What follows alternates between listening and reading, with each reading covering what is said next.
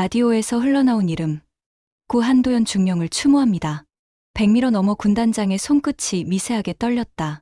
그분이 제 아버지예요. 어머니는 이수영이에요. 그 이름에 26년 전 기억이 번개처럼 스쳤다. 달빛 아래 맺었던 약속. 절대 내 이름을 말하지 마세요. 운전석 너머 평생 찾아 헤매던 딸이 앉아 있었다. 그리고 며칠 후 야간 사고 현장. 피투성이가 된 지수를 안고 유진이 울부짖었다. 지수야, 제발 눈 떠. 제발. 희미한 의식 속에서 지수의 입술이 움직였다. 알고 있었어요. 아버지가 말하던 그 사람 당신이죠? 그리고 저를 낳아주신 분도 26년 동안 묻어둔 비밀이 무너지는 순간. 미안해, 정말 미안해, 지수야. 아니에요. 제 어머니는 두 분이에요.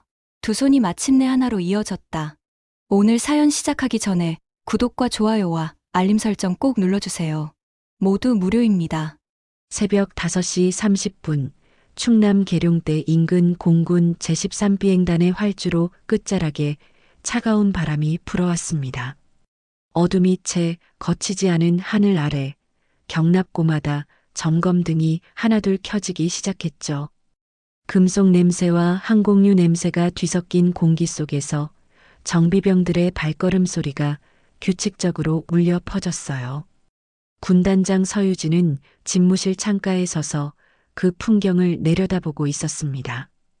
58의 나이에도 꼿꼿한 자세, 단 한 올의 흐트러짐도 없는 군복 차림. 서유진의 눈빛은 언제나처럼 냉철했어요. 감정의 흔들림이란 건 이 여인에게 허락되지 않은 사치 같은 것이었죠. 단장님, 오전 작전회의 자료 준비되었습니다. 부관이 노크와 함께 들어왔습니다. 서유진은 고개를 돌리지 않은 채 대답했어요. 책상에 2개. 짧고 명확한 지시. 부관은 경례를 하고 물러났습니다. 서유진은 여전히 창밖을 바라보고 있었어요. 저 멀리 활주로 위로 첫 훈련기가 이륙 준비를 하고 있었죠. 엔진 소리가 낮게 울리기 시작했습니다. 공군의 강철 장군. 그게 서유진을 부르는 또 다른 이름이었어요. 35년 군 생활 동안 단 한 번도 명령 체계에서 벗어난 적이 없고 어떤 위기 상황에서도 냉정함을 잃지 않았던 지휘관. 부하들은 서유진을 존경했지만 동시에 두려워했습니다. 서유진의 기준은 완벽 그 자체였고 그 기준은 자신에게도 남에게도 똑같이 적용되었으니까요. 실수는 용납되지 않는다. 서유진이 늘 하는 말이었습니다. 훈련 중 단 1초의 판단 착오가 전우의 목숨을 앗아갈 수 있다는 걸 너무나 잘 알고 있었기 때문이죠. 그래서 서유진은 더욱 철저했습니다. 부하들의 보고서 한 장 한 장을 직접 검토했고 새벽 훈련에는 빠짐없이 참관했어요. 하지만 아무도 몰랐습니다. 이 강철 같은 여군 장교에게도 한때 사랑이 있었다는 것을. 23살 갓 임관한 여군 소위 시절의 일이었어요. 그때 서유진은 지금처럼 차갑지 않았습니다. 눈동자엔 세상에 대한 호기심이 가득했고 입가엔 미소가 자주 머물렀죠. 그리고 조종사 한도연을 만났습니다. 26의 젊은 대위였던 한도연은 비행단에서 가장 뛰어난 전투기 조종사였어요. 하늘을 나는 일에 천부적인 재능을 가진 남자. 서유진은 한도연의 비행을 처음 본 순간을 아직도 기억했습니다. 저 높은 하늘 위에서 완벽한 기동을 펼치는 전투기의 모습이 마치 살아있는 새처럼 자유로워 보였죠. 두 사람은 사랑에 빠졌습니다. 군대라는 엄격한 조직 안에서도 숨길 수 없는 감정이었어요. 몰래 만나고 짧은 휴가 때면 멀리 바다를 보러 가기도 했죠. 한도연은 서유진에게 약속했습니다. 제대하면 결혼하자고, 평범한 가정을 꾸리자고요. 하지만 운명은 잔인했습니다. 26년 전 그 비 내리던 가을날 긴급 출동 명령이 떨어졌고 한도연은 전투기에 올랐어요. 서유진은 관제탑에서 무전을 주고받으며 한도연의 귀환을 기다렸습니다. 그런데 갑자기 통신이 끊겼죠. 레이더에서 신호가 사라졌습니다. 도연아, 응답해. 도연아. 서유진은 무전기를 붙잡고 소리쳤지만 돌아오는 건 잡음뿐이었어요. 그리고 얼마 후 전해진 소식. 한도연의 전투기가 악천후 속에서 추락했다는 보고였습니다. 더 큰 비극은 그 후에 찾아왔어요. 서유진은 자신이 임신했다는 사실을 알게 되었습니다. 한도연의 아이. 하지만 당시 군대에서 미혼모는 받아들여지지 않았죠. 군 생활을 계속하려면 아이를 포기해야 했습니다. 서유진은 선택했습니다. 아니, 선택할 수밖에 없었어요. 홀로 출산한 후 갓난아기를 입양기관에 맡겼죠. 그리고 다시 부대로 돌아왔습니다. 아무 일도 없었던 것처럼요. 그날 이후 서유진은 변했습니다. 감정을 철저히 통제하기 시작했어요. 사랑도 슬픔도 그리움도 모두 가슴 깊은 곳에 묻어버렸죠. 완벽한 군인이 되는 것. 그것만이 서유진이 스스로를 용서할 수 있는 유일한 방법이었습니다. 단장님, 작전 회의 시간입니다. 부관의 목소리에 서유진은 현실로 돌아왔어요. 창밖의 전투기는 이미 하늘 높이 떠올라 있었습니다. 서유진은 책상 위에 자료를 집어들었죠. 손끝이 미세하게 떨렸지만 곧 평정을 되찾았어요. 회의실로 향하는 복도는 길고 차갑게 느껴졌습니다. 형광등 불빛 아래 서유진의 그림자가 길게 늘어졌어요. 26년간 걸어온 길. 그 길 위에 남겨진 것은 무엇이었을까요? 회의실 문을 열자 참모들이 일제히 일어나 경례했습니다. 서유진은 단상 앞에 섰어요. 지금 이 순간만큼은 완벽한 지휘관이어야 했죠. 착석. 오늘 훈련 계획부터 보고하게. 명령이 떨어지고 회의가 시작되었습니다. 서유진의 표정은 여전히 단단했어요. 하지만 가슴 한구석, 아무도 볼 수 없는 그곳에서는 26년 전 그날의 비가 아직도 내리고 있었습니다. 수송 통제실 앞 정오의 햇빛이 아스팔트를 뜨겁게 달구고 있었습니다. 한지수 중위는 새로 부임한 이곳에서 첫 업무 보고를 마치고 나왔어요. 26살 공군사관학교를 졸업한 지 2년째. 깔끔하게 정돈된 제복, 흐트러짐 없는 자세, 그리고 단호한 눈빛. 지수는 공사 출신답게 모든 일을 철저히 해내는 장교였습니다. 한중이 오늘부터 군단장 의전 차량과 운전 인력을 총괄하게 될 거야. 책임이 막중하니까 긴장 늦추지 말고. 선임 소령의 말에 지수는 경례로 답했어요. 군단장 의전. 그것은 곧 서유진 소장과 가까이서 일하게 된다는 뜻이었죠. 지수는 서유진이라는 이름을 익히 알고 있었습니다. 공군의 강철 장군, 완벽주의자, 냉철한 지휘관, 소문만으로도 긴장감이 느껴지는 인물이었어요. 집무실로 돌아온 지수는 책상 위에 놓인 서류 더미를 바라봤습니다. 차량 점검 일지, 운전병 근무표, 의전 동선 계획서, 하나하나 꼼꼼히 확인해야 했죠. 지수는 펜을 들었지만 문득 시선이 책상 모서리에 놓인 작은 사진 액자에 머물렀어요. 사진 속엔 두 사람이 있었습니다. 젊은 공군 조종사 복장의 남자, 그리고 부사관 제복을 입은 여자. 지수의 아버지 한도현과 어머니 이수영이었죠. 두 사람 사이에 갓난아기를 안고 있는 도연의 미소가 환했습니다. 지수는 그 사진을 볼 때마다 복잡한 감정이 밀려왔어요. 20년 가까이 함께 살아온 어머니 수영. 하지만 지수는 알고 있었습니다. 자신이 수영의 친딸이 아니라는 사실을요. 7살 때였어요. 어느 날 밤 지수는 우연히 부모님의 대화를 듣게 되었습니다. 지수한테 언제 말해야 할까요? 수영의 조심스러운 목소리였죠. 아직은 너무 어려. 좀 더 자라면 그때 가서 천천히 얘기하자. 도연이 대답했습니다. 지수는 그날 밤 자신이 입양된 아이라는 걸 알게 되었어요. 충격이었지만 어린 지수는 애써 태어난 척 했습니다. 부모님을 걱정시키고 싶지 않았으니까요. 나중에 자라서 수영에게 물었을 때 어머니는 조용히 말해줬습니다. 내 아버지가 널 데려왔단다. 넌 태어나자마자 입양기관에 맡겨졌었어. 그런데 아버지가 며칠 만에 다시 찾아가서 데려오셨지. 자기 딸을 어떻게 남의 손에 맡기냐고 무슨 일이 있어도 키우겠다고 하시면서 수영의 눈가에 눈물이 맺혔었어요. 난 그때 아버지를 만났어. 갓난아기를 품에 안고 그렇게 절박하게 아이를 지키려는 남자를. 우린 그렇게 가족이 되었단다. 도연은 지수를 데려온 그 이듬해 수영과 결혼했습니다. 수영은 결혼 전 10년간 공군 부사관으로 복무했던 경력이 있었어요.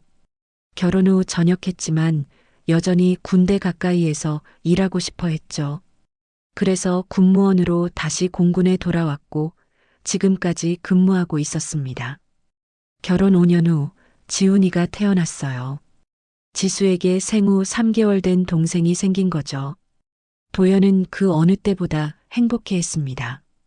두 아이를 데리고 산책을 나가고 퇴근하면 지수를 안아 올리며 웃었어요. 하지만 그 행복은 오래가지 못했습니다.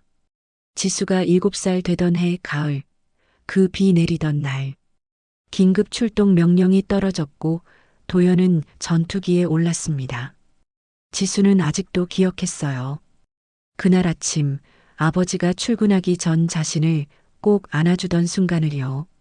지수야, 아빠 금방 돌아올게. 동생 잘 지키고 있어.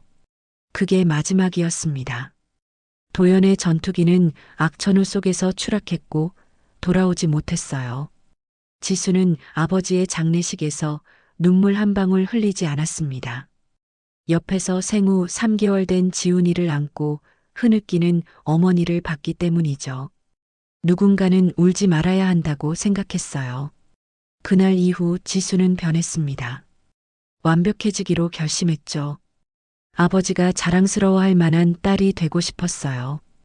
공부도 체력도 모든 면에서 최고가 되려고 노력했습니다. 그리고 공군사관학교에 입학했고 우수한 성적으로 졸업했어요. 지훈이도 지수를 따라 공사에 입학했습니다. 현재 20살 2년차 생도였죠. 남매는 아버지를 닮아 모두 군인의 길을 걷고 있었어요. 하지만 지수에게는 늘 하나의 공백이 있었습니다.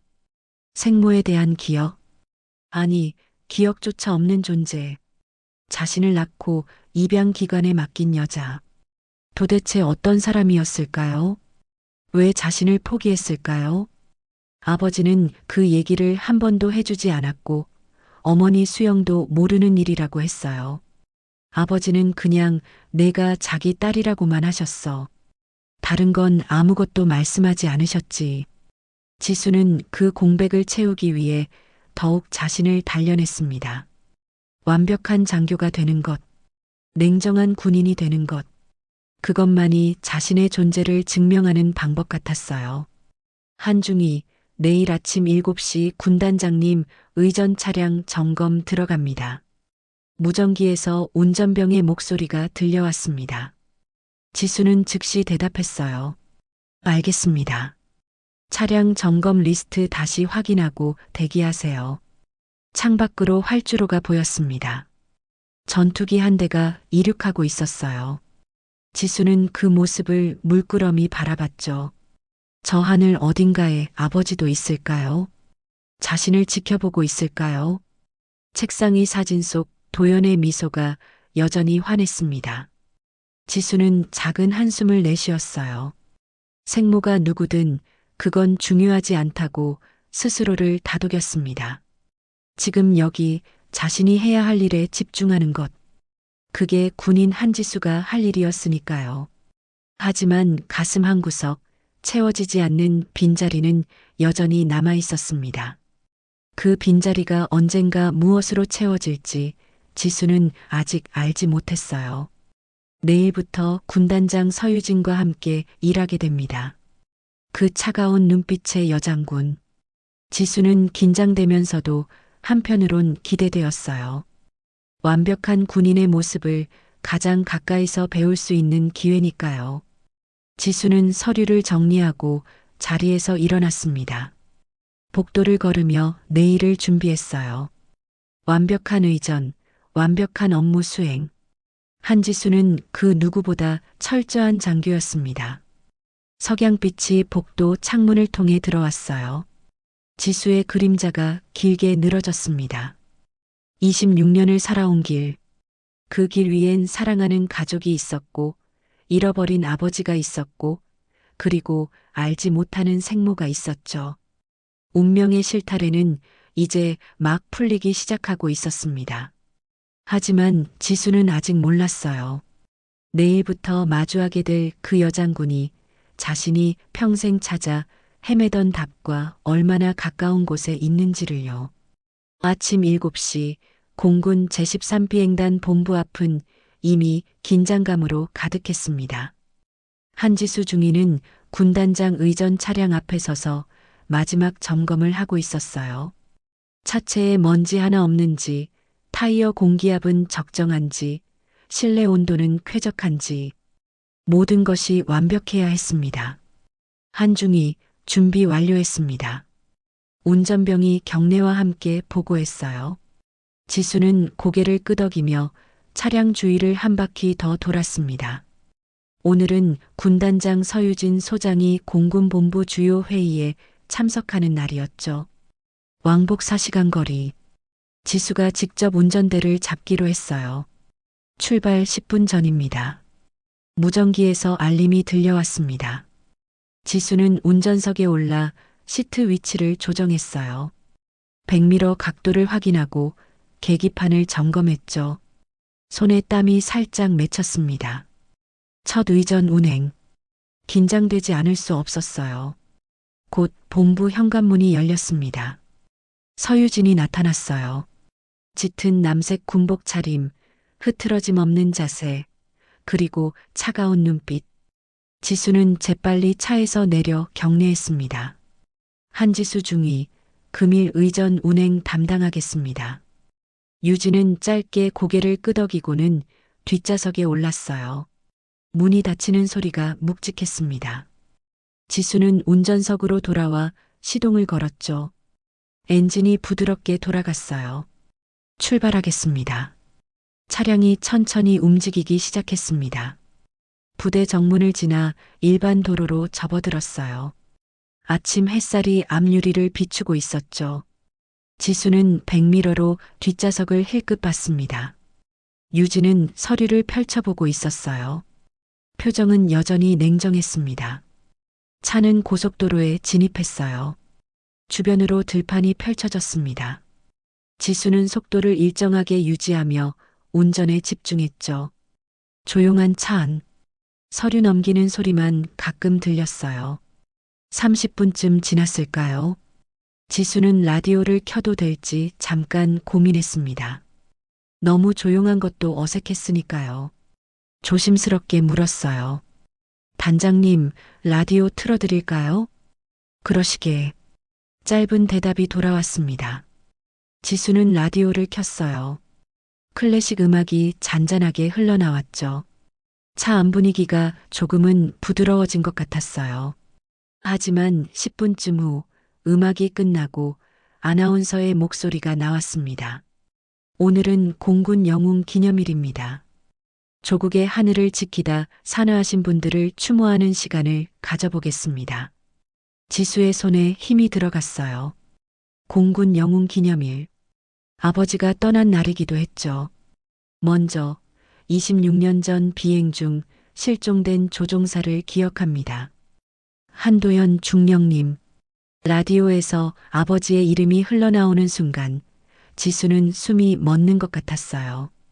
핸들을 잡은 손이 미세하게 떨렸습니다.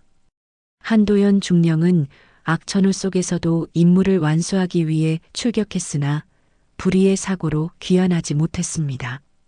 뛰어난 조종 실력과 책임감으로 동료들의 존경을 받았던 장교였습니다. 그 희생을 기리며 묵념하겠습니다. 묵념을 알리는 종소리가 울렸어요. 지수는 앞을 똑바로 보며 운전을 계속했지만 눈가가 뜨거워졌습니다.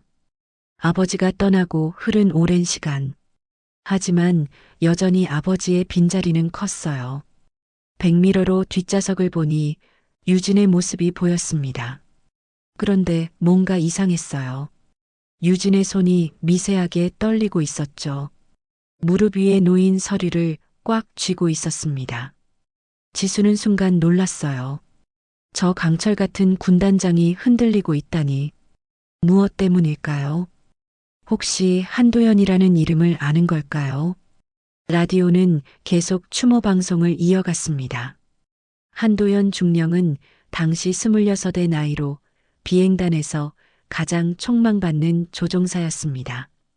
동료들은 그를 하늘을 사랑한 남자라고 불렀다고 합니다. 유진의 눈빛이 흔들렸어요. 창밖을 바라보는 눈동자에 무언가 깊은 감정이 서려 있었죠. 지수는 그 모습을 백미러로 지켜봤습니다. 차창 밖으로 멀리 활주로가 보이기 시작했어요. 어느 공군 기지를 지나가고 있었던 거죠. 전투기 한 대가 막 이륙하는 중이었습니다. 하늘 높이 치솟는 기체, 엔진 소리가 멀리서 들려왔어요. 유진은 그 광경을 물끄러미 바라봤습니다. 손끝의 떨림이 더 커졌어요. 입술을 꽉 깨물고 있었죠. 지수는 그 모습을 보며 가슴이 조여왔습니다. 저 표정, 저 떨림. 마치 무언가 깊은 상처를 품고 있는 사람 같았어요. 라디오 속 아나운서의 목소리가 차 안을 가득 채웠습니다. 한도연 중령의 희생은 헛되지 않았습니다. 그의 정신은 지금도 공군 장병들의 가슴 속에 살아 숨쉬고 있습니다. 묵념이 끝났다는 종소리가 다시 울렸어요. 그리고 조용한 음악이 흘러나왔죠. 지수는 조심스럽게 물었습니다. 단장님, 방송 끌까요? 잠시 침묵이 흘렀어요. 유진이 낮은 목소리로 대답했습니다. 아니, 그대로 두게. 목소리에 평소와 다른 무언가가 섞여 있었어요. 피로일까요? 슬픔일까요? 지수는 정확히 알 수 없었습니다. 차는 계속 달렸어요. 활주로가 점점 멀어져 갔죠. 하지만 라디오에서 흘러나온 그 이름은 두 사람의 가슴 속에 깊이 새겨졌습니다. 지수는 핸들을 잡은 채 생각했어요. 저 군단장도 아버지를 알고 있었을까요? 같은 부대에서 근무했을 수도 있죠.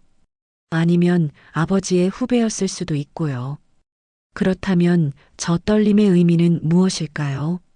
유진은 창밖을 바라보며 숨을 깊이 들이쉬었습니다. 26년. 한도연이 떠나고 흐른 시간. 그 시간 동안 서유진은 감정을 철저히 통제해 왔어요. 하지만 라디오에서 갑자기 터져나온 그 이름은 모든 방어막을 무너뜨렸죠. 차 안은 다시 조용해졌습니다. 음악만 잔잔하게 흐르고 있었어요. 하지만 두 사람 사이에는 보이지 않는 무언가가 흐르고 있었습니다. 아직 이름 붙일 수 없는, 설명할 수 없는 연결고리. 지수는 전방을 주시하며 운전을 계속했어요. 백미러로 다시 한번 뒷좌석을 봤을 때 서유진은 눈을 감고 있었습니다. 깊은 숨을 쉬며 마음을 가라앉히는 중이었죠. 한도연. 그 이름이 오늘 두 사람의 하루를 관통했습니다. 한 사람에게는 잃어버린 아버지의 이름이었고 다른 한 사람에게는 잊으려 애써도 잊을 수 없는 사랑의 이름이었죠. 고속도로는 계속 이어졌어요. 목적지까지는 아직 1시간 반이 더 남아 있었습니다. 지수는 조심스럽게 운전하며 유진은 눈을 감은 채 과거 속 어딘가에 머물러 있었어요. 차창 밖으로 구름이 흘러갔습니다. 저 높은 하늘 어딘가에 한도연도 있을까요? 두 여자를 지켜보고 있을까요?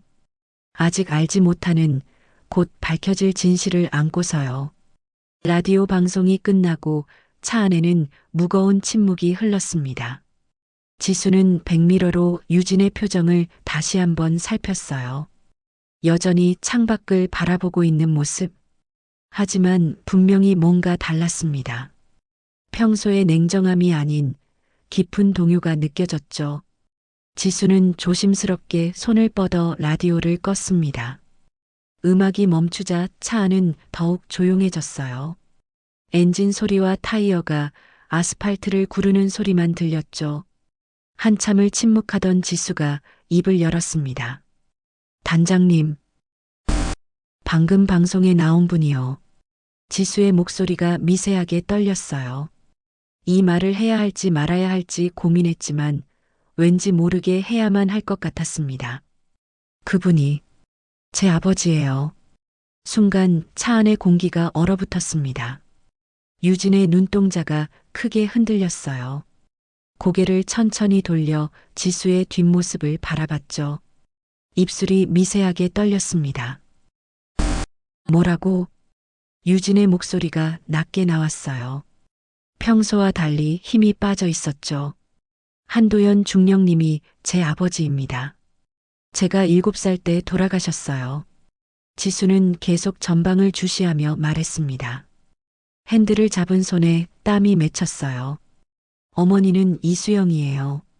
결혼 전엔 공군 부사관으로 10년 복무하셨고 전역 후엔 공군 군무원으로 일하고 계시죠. 지금도 공군 본부에서 근무 중이십니다. 이수영.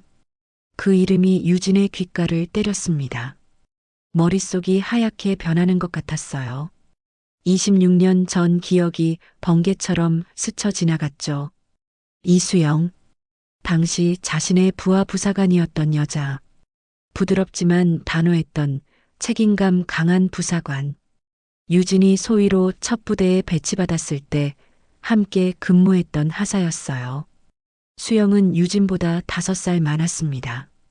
군 생활에서는 선배였지만 계급은 유진이 장교였기에 위였죠. 하지만 수영은 늘 유진을 잘 챙겨줬어요. 새내기 장교가 실수하지 않도록 부대 생활에 잘 적응할 수 있도록요. 그리고 한도연이 사고로 떠나고 난 후의 일이었습니다. 유진은 혼자 출산했어요. 아무에게도 말하지 못하고 휴가를 내서 멀리 떨어진 곳에서 아이를 낳았죠. 그리고 입양 기간에 아이를 맡겼습니다. 갓난아기를. 도연과 자신의 딸을요. 하지만 며칠 후 놀라운 소식을 들었어요. 한도연의 친구였던 동료가 찾아와 말했죠. 도연이가 아이를 다시 데려갔습니다. 뭐라고요? 입양기관에서 데려왔어요. 자기 딸이라면서요. 유진은 그때 알았습니다. 도연이 누군가에게 이야기했구나. 자신이 임신 사실을 알고 있었구나. 하지만 이미 늦었어요. 유진은 부대로 복귀한 상태였고 다시 아이를 찾아갈 수 없었죠. 그리고 얼마 후 또 다른 소식을 들었습니다. 도연이 부사관 이수영과 연애를 시작했다는 얘기였어요. 수영, 유진의 부하였던 그 부사관. 착하고 성실한 여자. 유진은 복잡한 심정이었습니다. 도연이 새 사람을 만난 건지 아니면 아이 때문에 수영에게 도움을 청한 건지 알 수 없었어요. 어느 날 밤 수영이 유진을 찾아왔습니다. 부대 숙소 밖에서 조용히 기다리고 있었어요. 소희님. 수영의 목소리는 떨리고 있었습니다. 말씀드릴 게 있어요. 두 사람은 아무도 없는 곳으로 걸어갔어요. 달빛만 두 사람을 비추고 있었죠.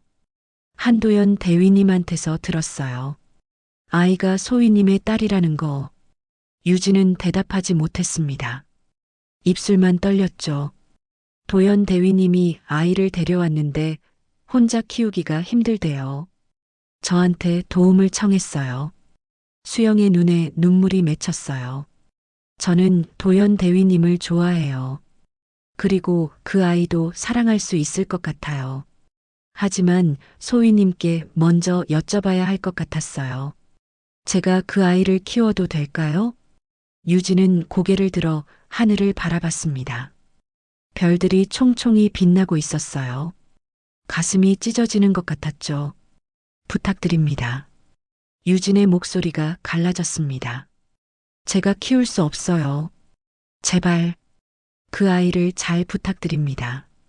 수영은 유진의 손을 꼭 잡았어요. 제 딸처럼 키우겠어요. 사랑으로 키우겠어요. 약속드립니다. 그게 마지막 대화였습니다. 수영은 이듬해 도연과 결혼했고 전역했어요. 그리고 지수를 딸로 키웠죠. 유진은 멀리서 그 소식만 들었습니다. 더 이상 가까이 갈 수 없었어요. 유진은 차 안에서 눈을 감았습니다. 26년 전 그날 밤이 생생했어요. 수영의 따뜻했던 손, 그리고 자신의 떨렸던 목소리. 단장님? 지수의 목소리에 유진은 정신을 차렸어요. 눈을 뜨니 백미러에 지수의 얼굴이 보였습니다. 걱정스러운 표정이었죠. 괜찮으세요? 계속하게.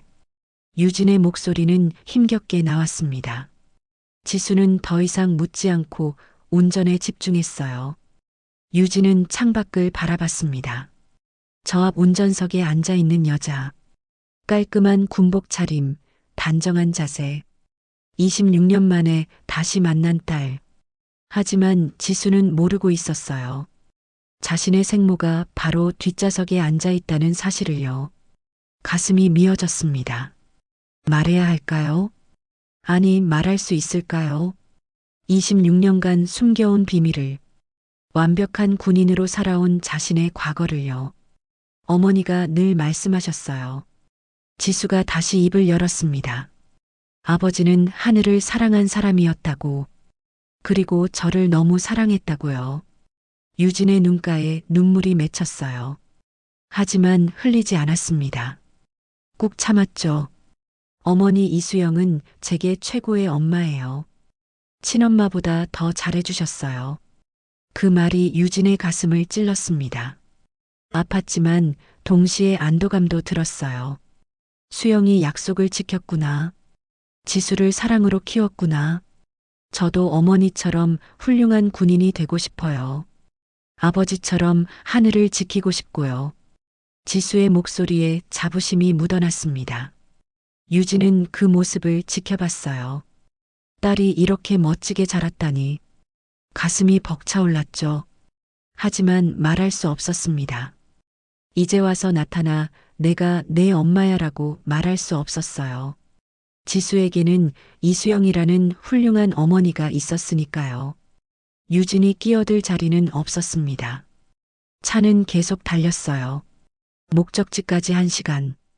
유진은 눈을 감고 깊게 숨을 쉬었습니다. 감정을 추스르려 애썼죠. 지수는 운전하며 생각했어요.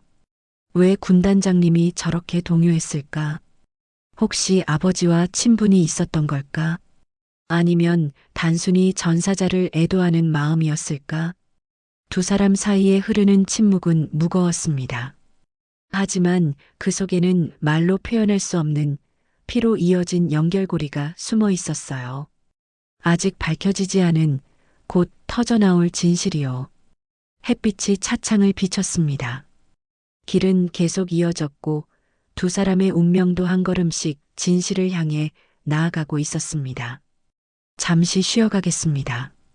시청해 주셔서 감사합니다.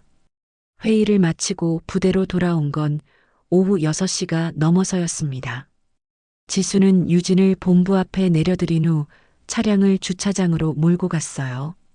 하루 종일 긴장했던 몸이 풀리면서 피곤이 밀려왔죠.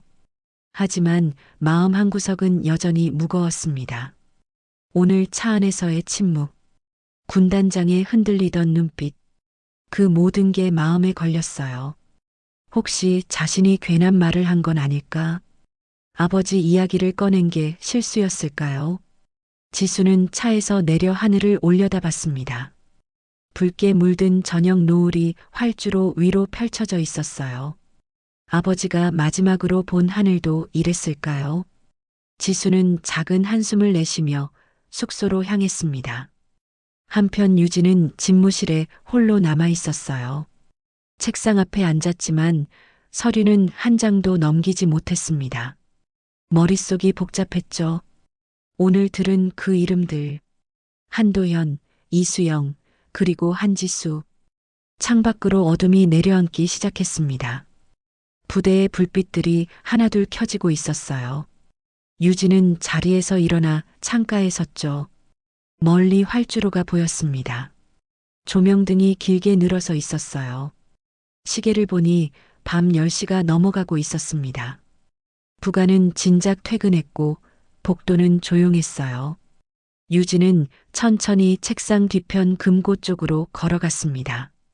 금고 열쇠를 꺼내 자물쇠를 돌렸어요. 문이 무겁게 열렸죠. 안에는 여러 서류철이 정리되어 있었습니다. 유진은 그중 가장 안쪽에 놓인 낡은 서류철 하나를 꺼냈어요. 표지에는 희미하게 글씨가 적혀 있었습니다. 작전명 하늘새.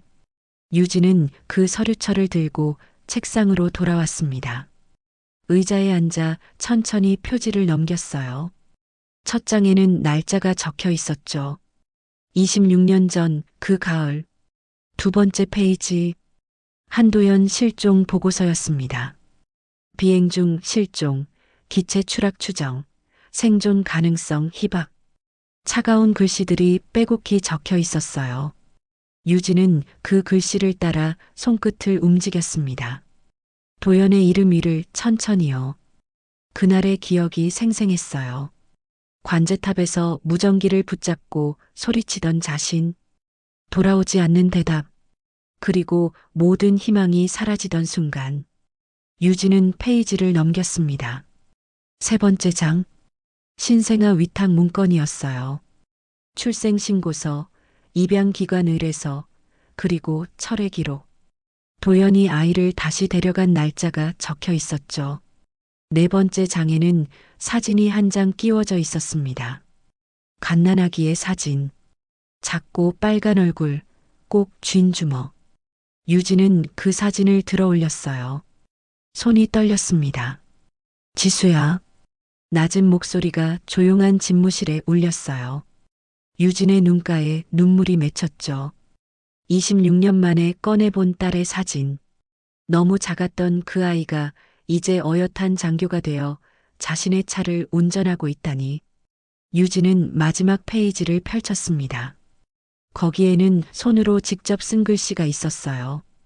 이수영이라는 이름과 함께 짧은 메모. 이 아이를 부탁합니다. 절대 내 이름을 말하지 마세요. 유진이 수영에게 남긴 마지막 부탁이었습니다. 그날 밤 달빛 아래서 수영의 손을 잡고 간청했던 말. 제발 자신의 존재를 지워달라고요. 그때는 그게 최선이라고 믿었습니다. 유진은 군인이었고 미혼모였고 아이를 키울 수 없는 처지였죠. 도연이 죽고 모든 게 무너진 상황에서 할 수 있는 건 아이를 안전한 곳에 맡기는 것뿐이었어요. 수영은 약속을 지켰습니다. 26년 동안 단 한 번도 유진의 이름을 입 밖에 꺼내지 않았어요.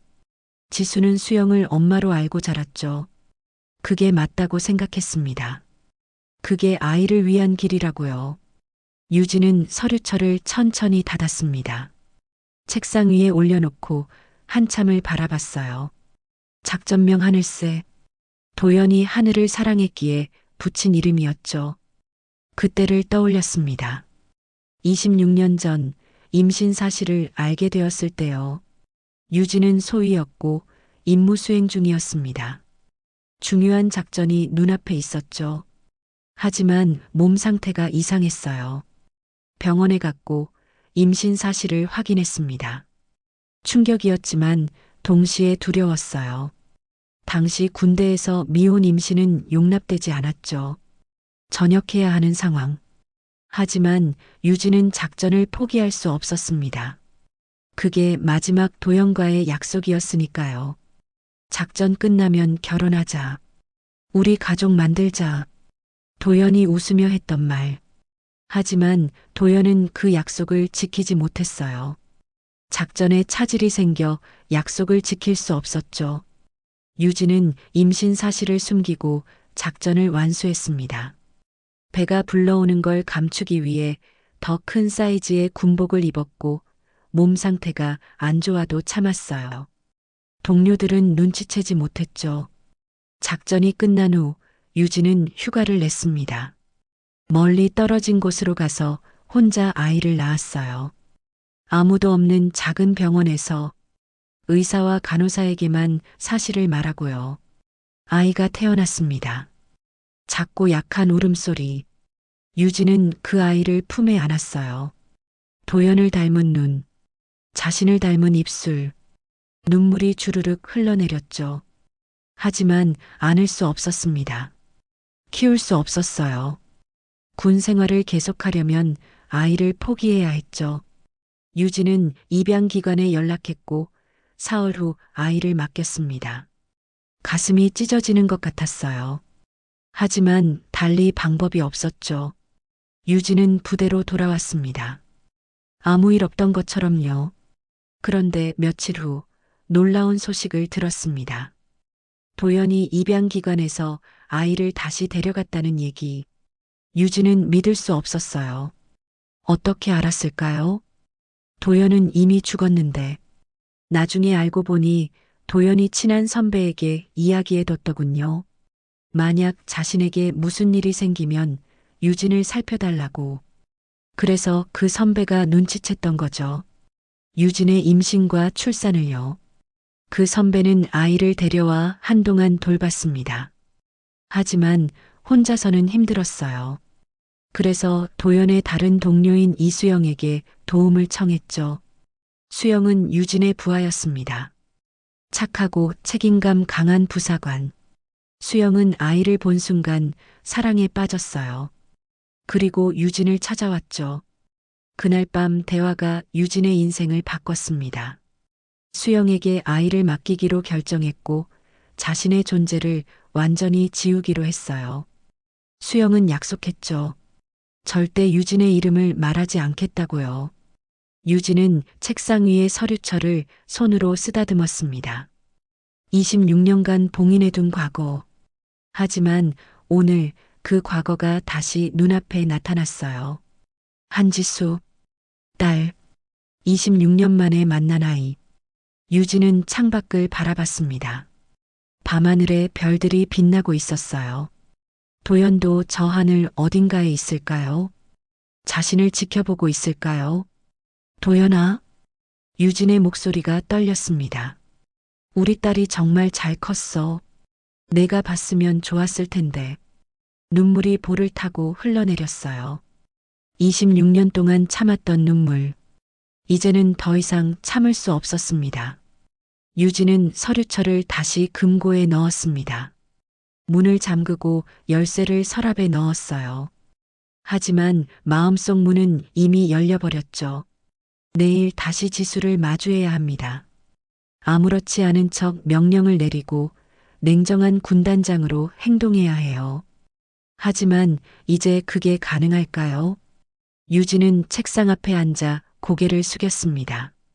긴 밤이 계속되고 있었어요. 창밖에서 바람 소리가 들려왔죠.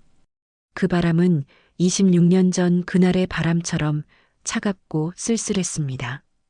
다음 날 아침 지수는 평소보다 일찍 출근했습니다. 밤새 정리한 보고서를 다시 한번 검토하기 위해서였어요. 운전 인력 재배치 관련 문서였죠. 야간 의전 차량 교체 시기와 운전병 교대 규정을 재검토한 내용이었습니다. 지수는 책상에 앉아 서류를 펼쳐놓고 마지막 점검을 했어요. 오타는 없는지, 수치는 정확한지, 문장은 명확한지 하나하나 꼼꼼히 확인했죠. 군단장에게 올라가는 보고서인 만큼 완벽해야 했습니다. 시계를 보니 오전 9시였어요. 군단장 집무실로 향할 시간이었죠. 지수는 서류를 정리해 파일에 넣고 자리에서 일어났습니다. 복도를 걸으며 긴장감이 올라왔어요. 어제 그 침묵의 시간 이후 처음 마주하는 자리였으니까요. 군단장 집무실 앞에 도착했습니다. 지수는 심호흡을 하고 노크했어요. 들어오게. 유진의 목소리가 들려왔습니다. 평소처럼 차분하고 냉정한 목소리였어요. 지수는 문을 열고 들어갔죠. 유진은 책상 앞에 앉아 있었습니다. 어젯밤의 눈물은 어디에도 없었어요. 다시 강철 장군의 얼굴로 돌아와 있었죠. 하지만 자세히 보면 눈가에 피로가 서려 있었습니다. 한지수 중위 보고 올립니다. 지수는 바르게 경례했어요.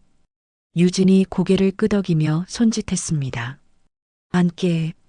보고서 주게. 지수는 의자에 앉아 서류를 건넸어요. 유진은 그것을 받아 천천히 펼쳐봤습니다. 한 장 한 장 넘기며 내용을 확인했죠. 표정에는 변화가 없었어요. 하지만 지수를 볼 때마다 눈빛이 미세하게 흔들렸습니다. 야간 의전 차량 교체 시기와 운전병 교대 규정 재검토했습니다. 현재 규정상 문제점과 개선 방안을 담았어요. 지수가 설명을 시작했습니다. 유진은 고개를 끄덕이며 들었죠. 가끔 질문을 던지고 지수가 대답했어요. 업무적인 대화가 이어졌습니다. 10분쯤 지났을까요? 보고가 거의 끝나갈 무렵이었어요. 유진은 서류를 내려놓고 지수를 바라봤습니다. 잠시 침묵이 흘렀죠. 한중이. 예, 단장님. 지훈이는 학교 생활 잘하나? 갑작스러운 질문에 지수는 놀랐습니다. 눈이 커졌어요. 군단장이 동생 이름을 어떻게 알까요? 어제 차 안에서 이야기한 것도 아닌데요. 유진은 지수의 놀란 표정을 보고 조용히 말했어요. 어제 인사 기록을 봤네. 한중이 가족관계에 남동생이 있더군. 공군사관학교 재학 중이라고. 아, 네, 그렇습니다. 지수는 고개를 끄덕이며 미소를 지었어요. 동생 이야기를 하니 표정이 부드러워졌죠. 예, 잘 다니고 있습니다. 곧 비행훈련 나간대요. 전투기 조종사가 되고 싶어 해요. 그래. 유진의 목소리가 낮아졌습니다. 시선이 잠시 흔들렸어요. 지훈, 도연과 수영 사이에서 태어난 아들. 지수의 남동생이자 도연의 친아들이죠. 아버지를 닮았겠네. 유진이 조용히 말했습니다. 그 말에는 여러 감정이 섞여 있었어요. 그리움, 슬픔, 그리고 부러움까지요. 지수는 이유를 알 수 없는 울컥함을 느꼈습니다. 가슴이 뜨거워졌어요. 눈시울이 붉어지는 것 같았죠. 왜일까요? 군단장의 그 한마디가 왜 이렇게 마음을 울리는 걸까요? 예, 아버지를 많이 닮았어요. 지수는 눈을 돌렸습니다. 창밖을 바라보며 감정을 추스렸어요. 목소리가 떨릴 것 같았죠. 지훈이는 제가 7살 때 태어났어요. 생후 3개월 만에 아버지를 잃었죠. 아버지 얼굴도 제대로 기억 못하는 나이예요. 지수의 목소리가 조금씩 낮아졌습니다. 그래도 지훈이는 늘 아버지 이야기를 물어봤어요. 어떤 사람이었냐고, 어떤 조종사였냐고. 저는 기억나는 대로 말해줬죠. 아버지가 하늘을 얼마나 사랑했는지, 날 때마다 얼마나 행복해했는지요. 유진은 지수의 뒷모습을 바라봤습니다. 말없이 듣고 있었어요. 가슴이 먹먹했죠. 지훈이는 아버지처럼 되고 싶대요. 하늘을 지키는 조종사가 되고 싶다고요. 그래서 공사에 들어갔고 지금도 열심히 훈련받고 있어요. 지수가 돌아서서 유진을 봤습니다. 눈가가 촉촉했어요. 저도 그렇고 지훈이도 그래요. 아버지를 자랑스러워해요. 비록 짧은 시간이었지만 아버지는 우리에게 큰 별 같은 존재예요. 유진은 고개를 끄덕였습니다. 말이 나오지 않았어요. 입술만 떨렸죠. 도연이 남긴 두 아이. 한 명은 자신이 낳았지만 키우지 못한 딸이고 한 명은 도연과 수영이 함께 낳아 키운 아들이었습니다. 어머니도 훌륭하시네. 유진이 겨우 말을 꺼냈어요. 두 아이를 혼자 키우는 게 쉽지 않았을 텐데. 어머니는 정말 강한 분이에요. 지수의 눈빛이 빛났습니다. 아버지를 잃고도 무너지지 않으셨어요. 저희 남매를 위해 다시 일어서셨죠. 전역했지만 군무원으로 복귀해서 일하시고 우리를 훌륭하게 키워주셨어요.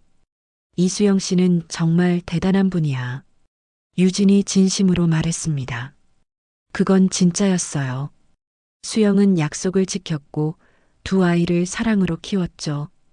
유진이 할 수 없었던 일을 해냈습니다. 단장님은 어머니를 아세요?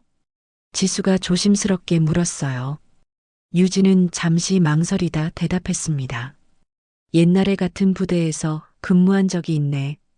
내가 소위 시절, 이수영 씨는 부사관이었지. 아, 지수는 놀랐어요. 그래서 어머니 이름을 알고 있었구나. 그래서 아버지 이야기에 저렇게 반응했구나. 그럼 우리 아버지도 아셨겠네요. 그래, 알았지. 유진의 목소리가 떨렸습니다. 알았다는 말로는 부족했어요. 사랑했고, 아이를 함께 만들었고, 하지만 끝내 함께 할 수 없었던 사람이었죠. 아버지는 어떤 사람이었나요? 지수가 물었습니다. 간절한 눈빛이었어요. 기억 속 아버지 외에 다른 사람의 기억 속 아버지도 알고 싶었죠. 유진은 잠시 눈을 감았습니다. 도연의 얼굴이 떠올랐어요. 웃는 얼굴, 진지한 얼굴, 하늘을 날 때의 행복한 얼굴. 훌륭한 조종사였네. 하늘을 정말 사랑했어. 날 때마다 살아있다고 느낀다고 했지. 유진이 천천히 말했습니다. 책임감도 강했고 동료들을 아꼈어.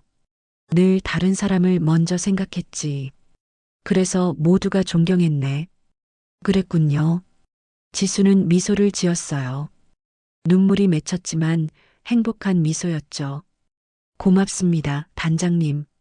아버지 이야기를 들려주셔서요. 유진은 고개를 끄덕였습니다. 더 이상 말을 이어갈 수 없었어요. 감정이 북받쳐 올랐죠. 보고서는 잘 봤네. 수고했어. 유진이 서류를 건네며 말했습니다. 대화를 마무리하는 신호였어요. 지수는 서류를 받아들고 일어났습니다. 감사합니다. 그럼 이만 물러가겠습니다. 경례를 하고 문을 향해 걸어가는 지수의 뒷모습을 유진은 지켜봤어요. 도연을 닮은 걸음걸이, 자신을 닮은 어깨선, 딸이 저렇게 자랐다니. 문이 닫히고 유진은 혼자 남았습니다. 책상에 팔을 괴고 고개를 숙였어요. 깊은 한숨이 나왔죠. 지수는 복도를 걸으며 가슴을 쓸어내렸습니다. 왜일까요? 군단장과 이야기하면 자꾸 울컥해지는 이 느낌은요. 마치 오래전부터 알고 있던 사람 같은 이상한 친근함 같은 것이었어요. 하지만 지수는 몰랐습니다. 그 느낌의 정체를요. 피가 부르는 본능이라는 걸요. 그리고 지금 자신이 돌아선 문 뒤편에 자신을 낳아준 진짜 어머니가 눈물을 참으며 앉아 있다는 사실을요. 창밖으로 전투기 한 대가 이륙하고 있었습니다. 하늘 높이 치솟는 모습, 도연도 저렇게 날았겠죠. 지훈도 곧 저렇게 날 거예요. 그리고 지수는 땅에서 그들을 지킬 거고요. 운명의 실타래는 점점 더 복잡하게 얽혀가고 있었습니다. 하지만 진실이 밝혀지는 날도 멀지 않았어요. 두 사람 모두 아직 그 사실을 모르고 있었지만요. 그날 밤은 유난히 어두웠습니다. 구름이 달을 가려 별빛조차 희미했어요. 야간 순찰 임무가 예정되어 있었고 지수는 수송 통제실에서 출동 준비를 지휘하고 있었죠. 차량 점검 완료했습니다. 운전병이 보고했어요. 지수는 고개를 끄덕이며 출동 명령서를 확인했습니다. 부대 외곽 경계선 순찰, 정기적으로 돌아야 하는 코스였죠. 출발 준비하세요. 지수가 지시했습니다. 운전병들이 차량에 올라탔어요. 그런데 한 명이 갑자기 배를 움켜쥐고 고통스러워했습니다. 중이님, 배가 너무 아픕니다. 운전병의 얼굴이 창백했어요. 지수는 즉시 의무대로 보냈습니다. 하지만 순찰은 연기할 수 없는 임무였죠. 지수는 결정했어요. 제가 직접 운전하겠습니다. 다른 운전병과 함께 차량에 올랐습니다. 야간 순찰은 2인조로 다니는 게 원칙이었으니까요. 지수는 운전대를 잡고 시동을 걸었어요. 차량이 출발했습니다. 부대 외곽도로는 가파르고 좁았어요. 낮에도 조심해야 하는 구간이었는데 밤에는 더욱 위험했죠. 지수는 속도를 줄이고 천천히 운전했습니다. 헤드라이트가 앞을 비추고 있었지만 어둠은 짙었어요. 30분쯤 순찰을 돌았을까요? 갑자기 무전기에서 긴급 호출이 들어왔습니다. 사고 발생, 북쪽 경계선 급경사 지역, 보급 트럭 전복. 지수는 즉시 방향을 틀었어요. 사고 현장으로 향했죠. 가슴이 두근거렸습니다. 전복 사고라니. 부상자가 있을 수 있었어요. 10분 후 사고 현장에 도착했습니다. 급경사 도로에 트럭이 옆으로 넘어져 있었어요. 짐이 사방에 흩어져 있었죠. 다른 대원들도 도착해 구조 작업을 시작하고 있었습니다. 부상자는? 지수가 물었어요. 다행히 경상입니다. 하지만 트럭을 일으켜 세워야 합니다. 지수는 현장을 파악했습니다. 트럭의 위치가 불안정했어요. 자칫하면 더 아래로 굴러떨어질 수 있었죠. 신속하게 판단해야 했습니다. 견인 차량 대기시키고 일단 짐부터 옮기세요. 지수가 지시했어요. 대원들이 움직이기 시작했습니다. 지수도 함께 짐을 옮기기 위해 트럭 쪽으로 다가갔죠. 그때였습니다. 트럭이 삐걱거리는 소리를 냈어요. 무게 중심이 흔들리고 있었죠. 지수는 본능적으로 위험을 감지했습니다. 모두 물러나세요. 지수가 소리쳤어요. 하지만 한 대원이 트럭 바로 옆에 있었습니다. 트럭이 미끄러지기 시작했어요. 급경사를 따라 굴러떨어지려는 순간이었죠. 지수는 달려갔습니다. 대원을 밀쳐냈어요. 대원은 안전한 곳으로 넘어졌죠. 하지만 지수는 균형을 잃었습니다. 트럭이 지수 쪽으로 미끄러져 내려왔어요. 중이님, 대원들의 비명이 들렸습니다. 지수는 몸을 피하려 했지만 늦었어요. 트럭의 짐칸이 지수의 다리를 덮쳤죠. 날카로운 통증이 온몸을 관통했습니다. 으악! 지수는 비명을 지르며 쓰러졌어요. 머리도 바닥에 부딪혔죠. 눈앞이 하얗게 변했습니다. 의식이 흐려지기 시작했어요. 중이님, 정신 차리세요. 대원들이 달려왔습니다. 트럭을 밀어내고 지수를 끄집어냈어요. 다리에서 피가 흘러나오고 있었죠. 이마도 찢어져 피가 얼굴을 타고 흘렀습니다. 의무대 호출, 긴급.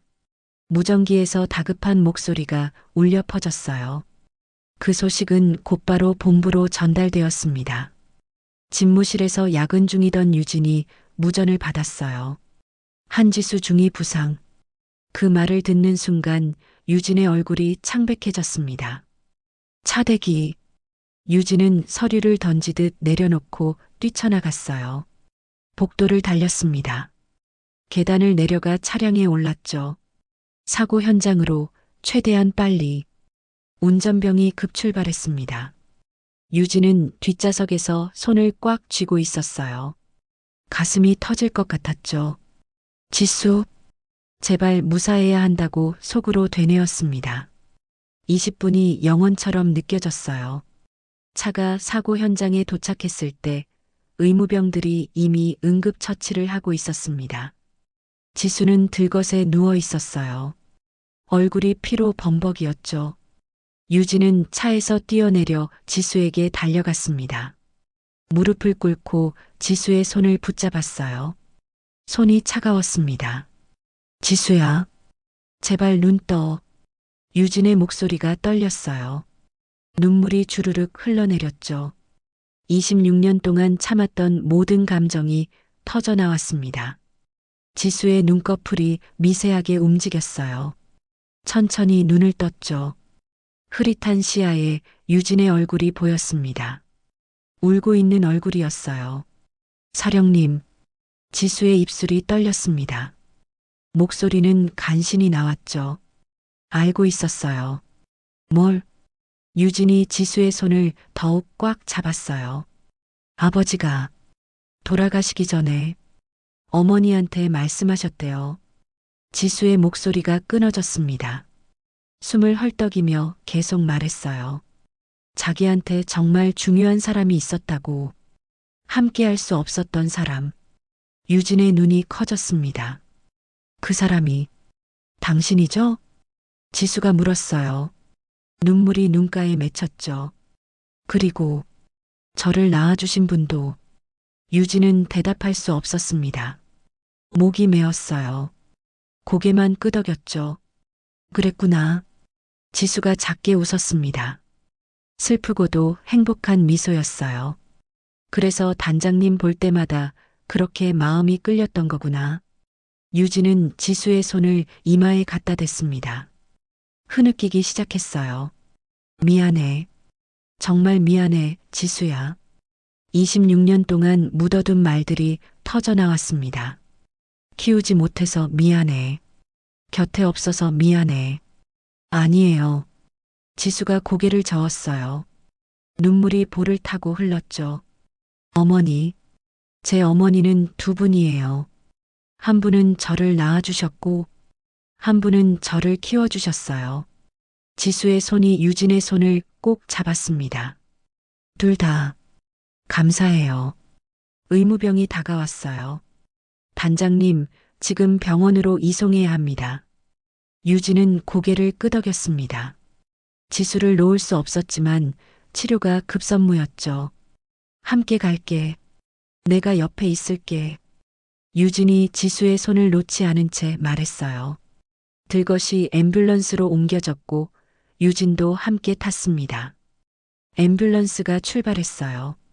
사이렌 소리가 밤하늘에 울려 퍼졌죠. 유진은 지수의 손을 계속 잡고 있었습니다. 26년 만에 이어진 손. 절대 놓고 싶지 않았어요. 지수는 희미한 의식 속에서 생각했습니다. 평생 찾아 헤매던 퍼즐 조각이 맞춰졌다고요. 이제야 자신이 누구인지 완전히 알게 되었다고요. 밤은 여전히 어두웠습니다. 하지만 두 사람 사이에는 빛이 있었어요. 진실이라는 이름의 빛이요. 병원 복도에 소독약 냄새가 은은하게 퍼져 있었습니다. 사고 후 사흘째 지수는 일반 병실로 옮겨졌어요. 다리 골절과 머리 열상이 심했지만 다행히 생명에는 지장이 없었죠. 침대에 누워있는 지수의 얼굴엔 평온함이 깃들어 있었습니다. 유진은 그 사흘 동안 병원을 떠나지 않았어요. 업무는 부관에게 대신 맡겼죠. 딸 곁을 지키는 게 더 중요했습니다. 26년간 못해준 것들을 이제라도 해주고 싶었어요. 그날 오후 병실 문이 조용히 열렸습니다. 이수영이 들어왔어요. 손에는 과일 바구니를 들고 있었죠. 유진과 수영은 오랜만에 마주했습니다. 26년 만이었어요. 안녕하세요, 소장님. 수영이 조심스럽게 인사했어요. 유진은 자리에서 일어나 수영을 맞았습니다. 오랜만이네요, 수영 씨. 두 사람은 병실 옆 작은 라운지로 나왔어요. 지수는 잠들어 있었고 둘만의 대화가 필요했죠. 창가 의자에 마주 앉았습니다. 한동안 침묵이 흘렀어요. 무슨 말부터 해야 할지 알 수 없었죠. 수영이 먼저 입을 열었습니다. 소장님, 아니, 유진 씨. 수영의 목소리가 떨렸어요. 그때 아이를 맡기던 당신의 눈빛, 잊지 않았어요. 수영이 고개를 숙였습니다. 눈가에 눈물이 맺혔죠. 얼마나 아팠을지, 얼마나 힘들었을지 알아요. 하지만 당신은 참았죠. 아이를 위해서요. 유진은 창밖을 바라봤습니다. 하늘이 파랗게 펼쳐져 있었어요. 선택의 여지가 없었어요. 그때는 그게 최선이라고 믿었죠. 저는 약속을 지키고 싶었어요. 수영이 계속 말했습니다. 그래서 저녁 후에도 공군 군무원으로 남아 지수를 곁에서 지켰습니다. 당신과 도연 대위님을 대신해서요. 유진의 눈에서 눈물이 흘러내렸어요. 수영의 손을 덮었죠. 고맙습니다, 수영 씨. 정말 고맙습니다. 두 여자는 한참을 울었습니다. 26년 동안 각자의 자리에서 지수를 지켜온 두 어머니였어요. 한 명은 낳아준 어머니, 한 명은 키워준 어머니였죠. 지수는 훌륭하게 자랐어요. 유진이 말했습니다. 그건 모두 수영 씨 덕분이에요. 아니에요. 지수는 원래 강한 아이였어요. 당신을 닮았죠. 수영이 미소 지었어요. 그리고 도연 대위님도 닮았고요. 책임감, 용기, 따뜻한 마음. 모두 부모님한테 물려받은 거예요. 두 사람은 병실로 돌아왔습니다. 지수는 막 깨어나고 있었어요. 눈을 뜨니 두 어머니가 함께 서 있는 모습이 보였죠. 어머니. 그리고 지수가 유진을 보며 미소 지었습니다. 뭐라 부를까 망설이는 것 같았어요. 유진이 먼저 말했습니다. 유진이라고 불러도 돼. 아니면 편한 대로. 아니요. 지수가 고개를 저었어요. 어머니예요. 저를 낳아주신 어머니. 그렇게 부르고 싶어요. 유진은 더 이상 참을 수 없었습니다. 지수의 손을 꼭 잡았어요. 수영도 다가와 두 사람의 손을 감쌌죠. 세 여자의 손이 하나로 이어졌습니다. 며칠 후 지수가 회복하면서 이야기가 오갔어요. 유진의 지난 삶에 대해서요. 평생 결혼 안 하셨다고요? 지수가 놀라며 물었습니다. 유진은 고개를 끄덕였어요. 할 수 없었어. 도연을 잊을 수 없었고 너를 버린 죄책감에 스스로를 용서할 수 없었거든. 유진은 말했습니다. 여군으로서는 최고의 자리까지 올랐지만 개인으로서는 외로운 삶이었다고요. 여군으로선 군단장이라는 최고 자리까지 올랐지만 퇴근 후 집에 돌아가면 아무도 없는 빈집이었죠. 혼자 밥을 먹고 혼자 잠들었어요. 명절이나 휴일에도 홀로였습니다. 그렇게 외롭게 사셨다니. 지수의 눈에 눈물이 맺혔어요. 수영도 마음 아파했죠. 이제는 달라질 거예요. 수영이 단호하게 말했습니다. 우리가 곁에 있을게요. 그리고 실제로 그렇게 되었습니다. 지수가 태어난 후 수영과 지수는 유진의 군인 사택 근처로 이사했어요.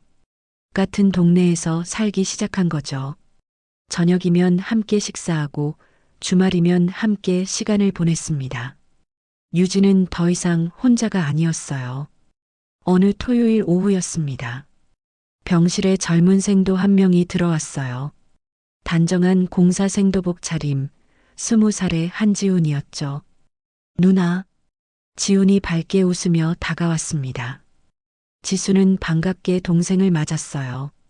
그리고 옆에 서 있는 유진을 소개했죠.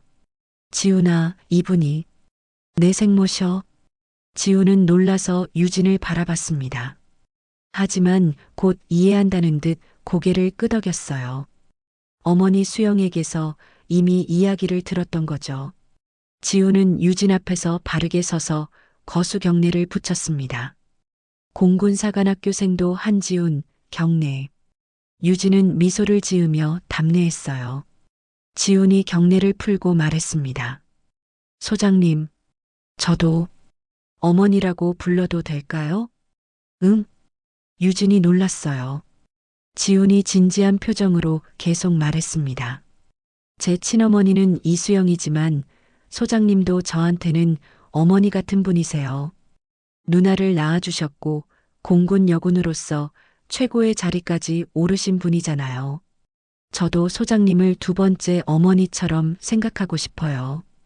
유진의 눈에 눈물이 고였습니다. 고개를 끄덕였어요. 그래. 고맙구나, 지훈아. 지훈이 환하게 웃었습니다. 도연을 닮은 미소였어요.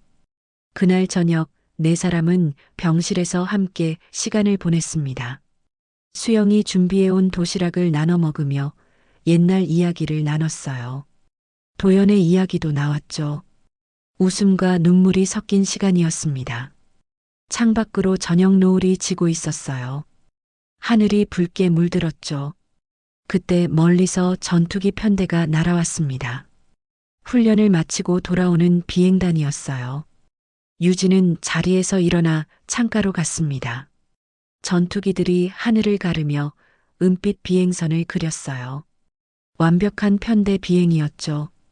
지수도 침대에서 일어나 유진 곁에 섰습니다. 수영과 지훈도 함께 창밖을 바라봤어요. 네 사람이 나란히 서서 하늘을 올려다봤습니다. 아버지도 저렇게 날았겠죠? 지훈이 물었어요. 그래. 너희 아버지는 하늘의 별이었어. 유진이 대답했습니다. 미소를 지으며 하늘에 대고 속삭였어요. 도연아, 수영아, 지수야. 이제야 우리 같은 하늘을 난다. 전투기들이 점점 멀어졌습니다. 하지만 그들이 그린 비행선은 한동안 하늘에 남아 있었어요. 마치 축복처럼요. 26년 만에 찾은 가족, 피로 이어진 인연, 그리고 사랑으로 완성된 관계. 네 사람은 이제 진짜 가족이 되었습니다. 밤하늘에 별이 뜨기 시작했어요. 저 별 중 하나는 도연일지도 모르죠. 가족을 지켜보며 웃고 있을 거예요. 유진은 지수의 손을 잡았습니다. 지수는 지훈의 손을 잡았고 지훈은 수영의 손을 잡았어요. 네 사람의 손이 하나로 이어졌죠. 이제 우리 함께해요. 지수가 말했습니다. 응, 함께야. 유진이 대답했어요. 하늘은 여전히 푸르고 별은 여전히 빛나고 있었습니다. 그리고 그 아래에서 네 개의 심장이 같은 박동으로 뛰고 있었어요. 오늘 사연 마음에 드셨다면 구독과 좋아요와 알림 설정 꼭 눌러주세요. 모두 무료입니다. 시청해주셔서 감사합니다.